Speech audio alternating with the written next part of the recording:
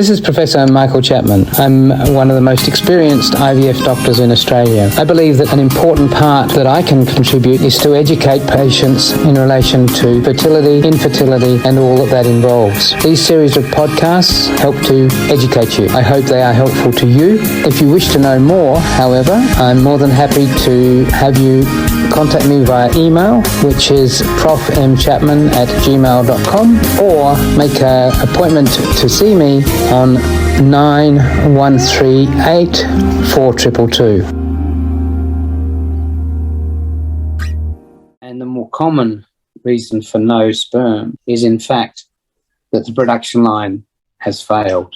That for reasons that we don't understand yet, although more and more we're appreciating that this is a genetic aberration that's causing these problems. There are deletions on the male chromosome, the Y chromosome, and that Y chromosome deletion leads to the failure of sperm cells to develop. When we look at these men, they generally have small testes. They tend to be hard, like a marble, rather than the soft, normal testes. And when we do the hormone levels, it becomes pretty obvious pretty quickly what the problem is, that the production line is not working. The pituitary gland sitting in the brain talks to the testes all the time. It's telling it to produce sperm. When sperm isn't being produced, the pituitary gland produces more and more hormones in the hope of stimulating the workers in the factory to keep working, but to no avail, because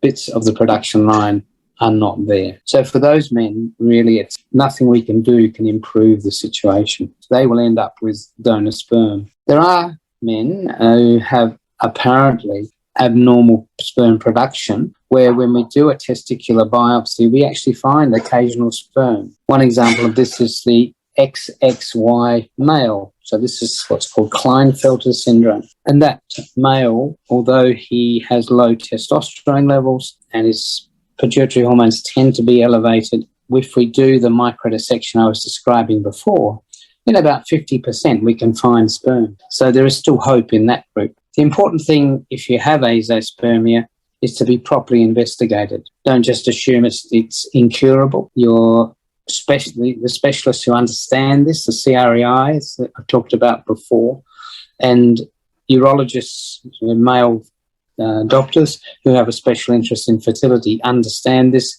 and are capable of undertaking the biopsy work that I was talking about. So see an expert. Don't just accept what your general infertility doctor says about, oh, you need donor sperm. For many, there is hope. In the other categories of reduced sperm production, if it's less than 5 million per mil, let me put that in perspective. 15 million is the bottom of the range for sperm concentration to produce a normal pregnancy. We talk about severe oligospermia, which is less than 5 million. We talk about moderate, between 5 and 10 million, and mild, between 10 and 15 million. In all of those groups, spontaneous pregnancy is possible, but as you get lower numbers, the chances get less and less. If you have a count of less than 5 million, there's probably less than a 2 or 3% chance of a pregnancy in the next 12 months. And these are people that need to be helped. Again, proper investigation is important.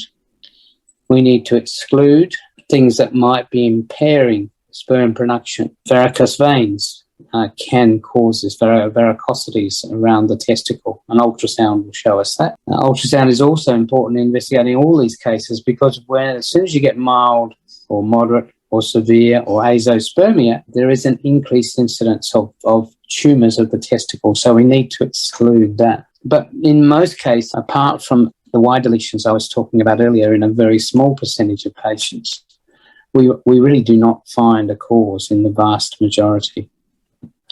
People talk about wearing loose underwear, avoiding saunas.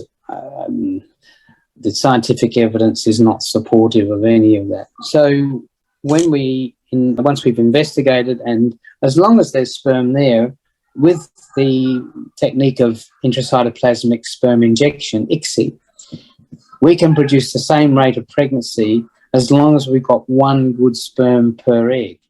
And don't forget that you can access all the previous episodes by going to our website www.theivfjourney.com and select IVF Journey podcast from the navigation menu.